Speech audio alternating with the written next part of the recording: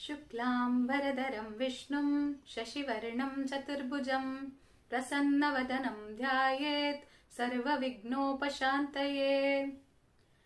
सुमुखौ सुन्दरतरौ सुनासौ सुखचित्तनौ सुराराधितपादाब्जौ रमानारायणोऽस्तु महाम्। बुद्धिर्बलं यशो धैर्यं निर्भयत्वम् अरोगता अजाड्यं वाक्पटुत्वं च हनुमत्स्मरणात् भवेत्। तपस्वाध्याय शुश्रूषा कृष्णपूजारतं मुनिं विश्वेशम् इष्टदं वन्दे परिव्राट् चक्रवर्तिनं। श्री गुरुभ्यो नमः। आज जिस व्यक्ति के बारे में बोलने का मुझे मौका मिला है, उनके बारे में जितना भी बोला जाए उतना कम है।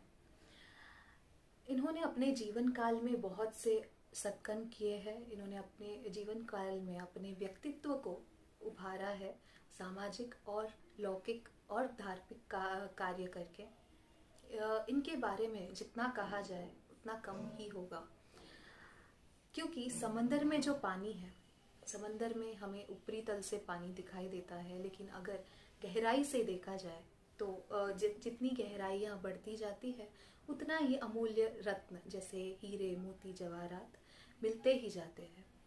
ठीक वैसे ही इनका व्यक्तित्व इतना अपार है कि उनके बारे में जितना भी हम जान सके उतना कम ही रहेगा हमेशा। इसीलिए जितना कुछ मैं आज तक जान सकी हूँ उतना मैं आप सभी के साथ बांटना चाहती हूँ। श्री विश्वेश तीर्थ स्वामी जी का जन्म 27 अप्रैल 1931 को हुआ है। इन्होंने अपने जीवन काल अपने संन्यास जीवन की शुरुआत 8वें वर्ष में किया। इनकी दीक्षा श्री विद्यामान्य तीर्थ जी के समक्ष हुई है। ये अपने पेजावर मठ के 32वें वंशज थे। श्री पेजावर स्वामी जी ने अपने जीवन काल में कई सेवाएं की हैं, सामाजिक, लौकिक और धार्मिक सेवाएं। सामाजिक सेवाओं में से एक सेवा उन्होंने माधव महामंडल की शुरुआत से भी किया है। माधव महामंडल में सारे मध्वाचार्य, जगत गुरु मध्वाचार्य जी के अनुयायियों को एकत्रित करके उनमें और भी माधव सिद्धांत के ज्ञान बांटने का उन्होंने पूर्ण प्रयास किया है। श्री पेजावर स्वामी जी ने इतना ही नहीं, पूर्ण प्रज्ञ विद्यापीठ का भी स्थापना किया है, जिसमें कई विद्यार्थियों को अपने जीवन काल के आध्यात्मिक अध्ययन और उसमें विद्वांस बनने का मौका मिला है, जिसके लिए स्वामी जी ने 38 न्याय सुधा मंगला का भी आयोजन किया है। साथ ही तत्व ज्ञान सम्मेलन का भी आयोजन किया है। सुभाषिता के एक श्लोक में कहा जाता है, अन्नदानम परम दानम विद्यादानम अतः परम अन्नेन क्षणिका तृप्ति ही यावत् जीवम च विद्यया। इससे हमें ये पता चलता है कि इस समाज में, इस जगत में बहुत से दान हैं। कोई चाहे तो अपने मर्जी से कोई भी दान कर सकता है, लेकिन अगर पूछा जाए तो सबसे बड़ा दान क्या है, तो कहते हैं अन्नदानम। अन्नदानम माने किसी को खाना खिलाना, किसी को खाना दान देना। लेकिन अगर किसी ने पूछा कि क्या अन्नदान ही सबसे बड़ा दान है, तो नहीं। अन्नदान से भी बड़ा दान है, जिसमें कहते हैं विद्यादानम अतः परम, माने अगर किसी को विद्या का दान दे वो सबसे ऊंचा है। तो ऐसा क्यों? क्योंकि अन्नेन क्षणिका तृप्ति ही, माने अगर किसी को अन्नदान किया, माने किसी को अगर सुबह में खाना खिलाया, उस व्यक्ति की भूख शांत हो जाएगी, उस वक्त की भूख शांत हो जाएगा।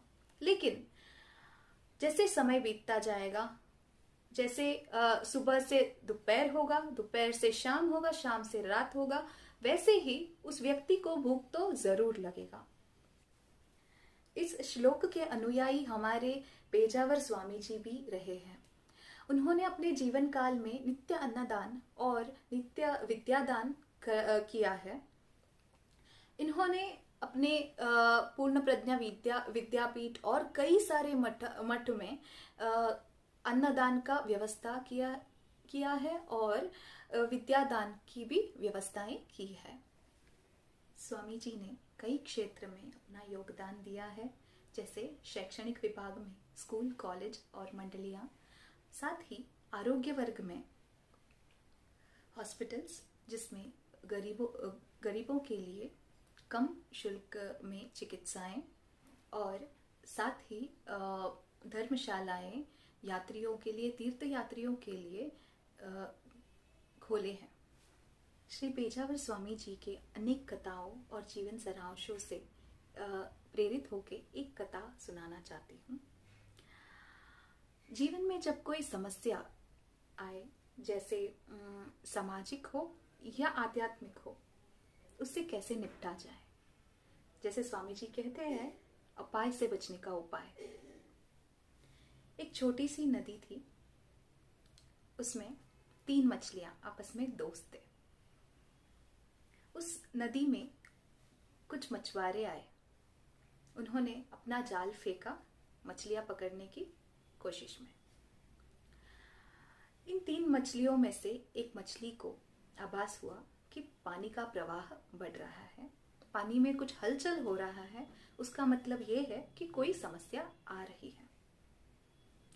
ये देखते ही उस मछली ने बाकी दोनों से कहा कि अब कुछ समस्या तो आ ही रही है, तो इससे पहले ही निकल जाते हैं। जैसे ही वो मछली निकल जाती है तो दूसरी मछली जो वो सोचती है, आने दो, जो भी आपत आ रहा है, जो भी समस्या आ रही है उसे आने दो, आते ही निपट लूंगी। तो ये मछली बहुत ही प्रतिभाशाली होती है, जो अपना निर्णय हमेशा झटपट ले सकती है। ये सोचकर वो मछली वहां पे झटपट उपाय करने का सोच के रह जाती है। तीसरी मछली जो होती है वो आलसी होती है। वो सोचती है जो भी होगा देखा जाएगा। अब होता ये है कि ये दोनों मछलियां बाकी मछलियों के साथ जाल में फंस जाती है। उनमें से जो दूसरी मछली होती है वो जिसने झटपट उपाय करने का निर्णय किया होता है, वो 2 मछलियों के बीच में जाल को लगे बिना रह जाती है। और तीसरी जो आलसी मछली होती है वो जाल में फंस जाती है। जैसे ही मछुआरा बाहर निकालता है अपने जाल को, वो सारे मछलियों को धोकर निकाल रहा होता है। जो मछली 2 मछलियों के बीच में फंसा होता है, छुपा होता है, वो फिसल के निकल जाता है और तीसरी मछली अपना जान खो देती है अपनी आलस के कारण। पहली मछली दूरदर्शी थी, दूसरी मछली प्रतिभाशाली थी, जिसने अपना निर्णय झटपट लिया था, उपाय किया, समस्या आने पे उपाय किया और समस्या से बच गई। तीसरी मछली अपने आलस के कारण फंस के अपना जान गवा बैठती है। इससे हमें ये पता चलता है कि ज्यादातर अगर हम दूरदर्शी हो, समस्या आने से पहले या कोई काम करने से पहले ये सोच ले कि कोई समस्या आ सकती है, तो उससे दूर रहे, उससे दूर कैसे रहे ये सोच के उपाय कर लेना बहुत ही ज्यादा सुरक्षित होता है। लेकिन दूसरे मछली के जगह पे अगर कोई इंसान प्रतिभाशाली हो तो वो अपना उपाय जरूर निकाल लेगा, लेकिन ये कह पाना कि जरूर निकाल ही लेगा, ये मुमकिन नहीं है। हो सकता है ये मछली किसी दिन फंस के अपना जान भी दे। लेकिन अगर तीसरे वर्ग में आते हैं हम, तो अगर आलसी हो तो अपना जान एक ही समस्या में चला जा सकता है। ऐसे कई कथाएं स्वामी जी के प्रवचनों में पाए जाते हैं। स्वामी जी की यही खास बात थी कि वो लौकिक उदाहरण देते हुए आध्यात्मिक जीवन का महत्व समझा जाते थे। ऐसे महान व्यक्तित्व वाले स्वामी जी के बारे में कुछ शब्द, अपने विचार आप सभी के सामने रखने का मौका मिला, इसीलिए खुद को सौभाग्यशाली समझते हुए अपने कुछ शब्द समाप्त करने जा रही हूँ। श्री कृष्णार्पणमस्तु।